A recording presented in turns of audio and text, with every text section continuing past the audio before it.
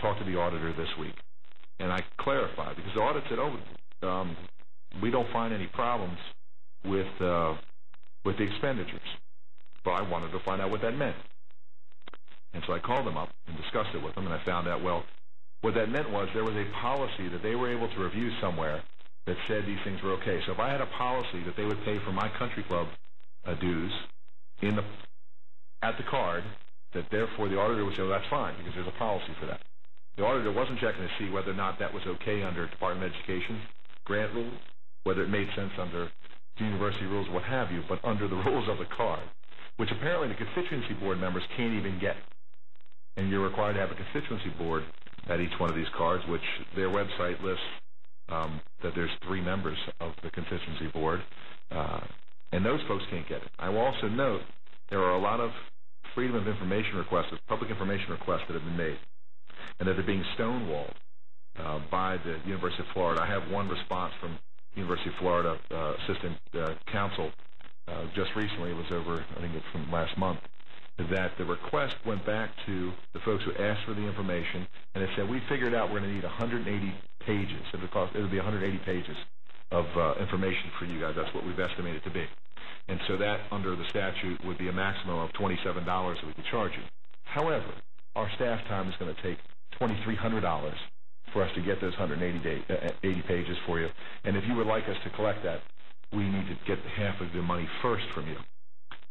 There's stonewalling that's going on out there, and it needs to be looked into. And I've gotten a little, now I understand the frustration of people actually dealing with this issue.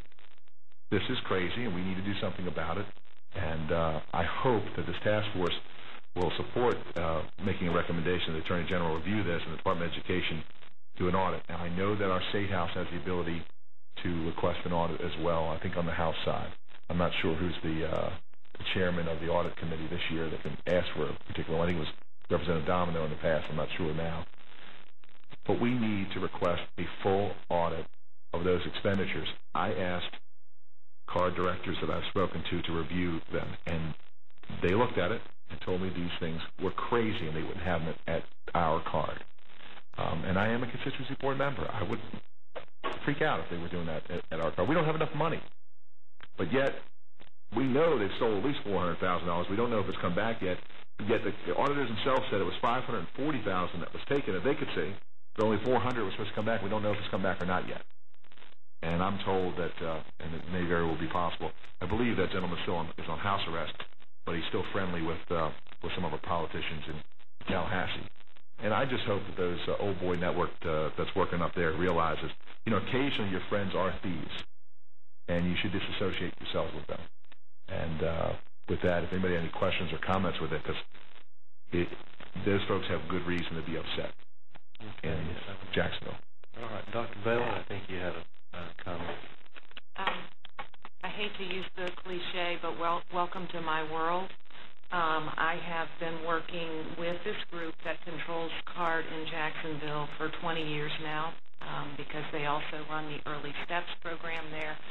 I was the first president of the Regional Policy Council for the Early Intervention Program in Jacksonville at the time that Dr. Wharton was in charge of the Early Intervention Program, and the same exact practices that you're describing today, Mr. Kanjan, were in effect at that time with the Early Intervention Program. We got the same kind of stonewalling on accountability for dollars. They were using Early Steps dollars to prop up faculty and medical salary lines out of early intervention dollars. I managed to get some of those dollars redirected to provide for early intervention services for children, which they were meant for, but it was a whale of a fight. And this is a major, major, major problem in Jacksonville. It's been going on for decades now.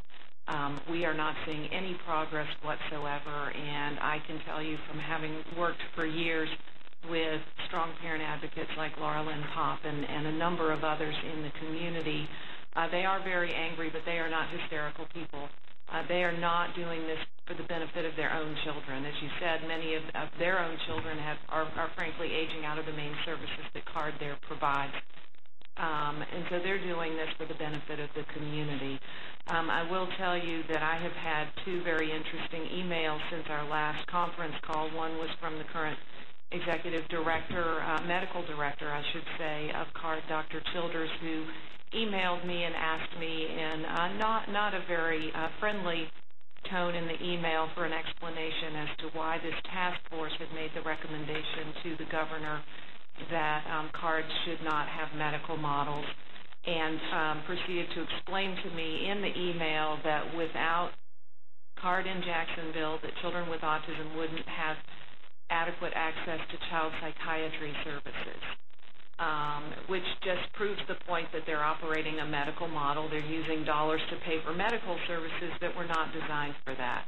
Obviously, these children have a need for medical services, but the CARD was not set up for that purpose, hence it runs through the Department of Education. I also got an email late yesterday from a very reputable, experienced clinical psychologist in Jacksonville